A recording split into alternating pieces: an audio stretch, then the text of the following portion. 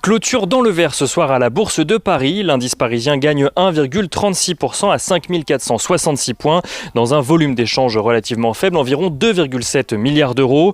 Les investisseurs qui accusaient le coup hier de la découverte d'une nouvelle souche de coronavirus au Royaume-Uni retrouvent leur optimisme. Alors qu'un blocus sanitaire est organisé autour du pays avec notamment la suspension des vols en provenance du Royaume-Uni de la part de nombreux pays et la fermeture de la frontière avec la France, les gouvernements français et britanniques indique qu'il travaille à une reprise rapide des échanges. Boris Johnson, qui voit plus de 1500 camions s'entasser devant la frontière, envisage notamment une vaste vague de dépistage afin que les chauffeurs routiers coincés au Royaume-Uni puissent revenir sur le continent. L'OMS se veut rassurante de son côté. Elle assure que la souche mutante identifiée au Royaume-Uni est similaire à celle déjà identifiée au Danemark ou même en Australie. Celle-ci estime par ailleurs que les vaccins déjà développés par Pfizer et BioNTech d'un côté et Moderna de l'autre sont très probablement efficaces contre la souche en question. Et si cela n'était pas le cas, BioNTech a indiqué de son côté n'avoir besoin que de 6 semaines supplémentaires pour sortir un nouveau vaccin. L'OMS qui tient également à rappeler que la mutation d'un virus est un processus normal lors d'une épidémie et que ce coronavirus mute moins vite qu'une grippe saisonnière. En ce qui concerne le Royaume-Uni toujours, celui-ci a transmis aujourd'hui une nouvelle proposition à Bruxelles sur l'épineux sujet de la pêche.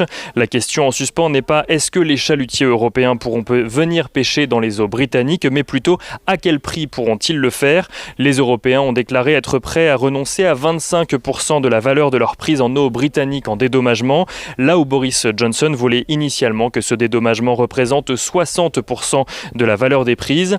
Il a finalement proposé aujourd'hui 30%, soit un nombre qui se rapproche des attentes des Européens. Bruxelles a appelé ses membres à examiner cette nouvelle proposition.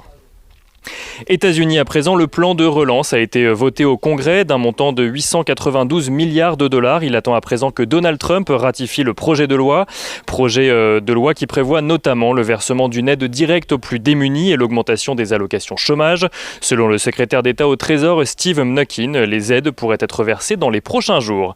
Et côté statistique à présent, aux États-Unis, toujours le PIB des États-Unis au troisième trimestre est révisé en légère hausse et passe à une croissance de 33,4% en rythme annualisé, une croissance du PIB sans précédent suite à la violente contraction qu'avait connue le pays au deuxième trimestre. La confiance des consommateurs américains recule de son côté au mois de décembre et perd un peu plus de 4 points pour tomber à 88,6 points. C'est près de 8 points de moins que ce sur quoi tablaient les économistes.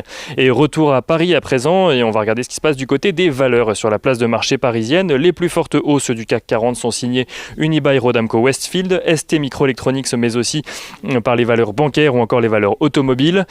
Aucune valeur sont dans le rouge ce soir sur l'indice parisien. Et on finit donc avec l'agenda de demain. Demain, les investisseurs prendront connaissance des inscriptions hebdomadaires au chômage aux États-Unis, mais aussi de l'indice définitif de confiance des consommateurs de l'Université du Michigan pour le mois de décembre, ainsi que des revenus et dépenses des consommations des ménages aux États-Unis pour le mois de novembre cette fois-ci.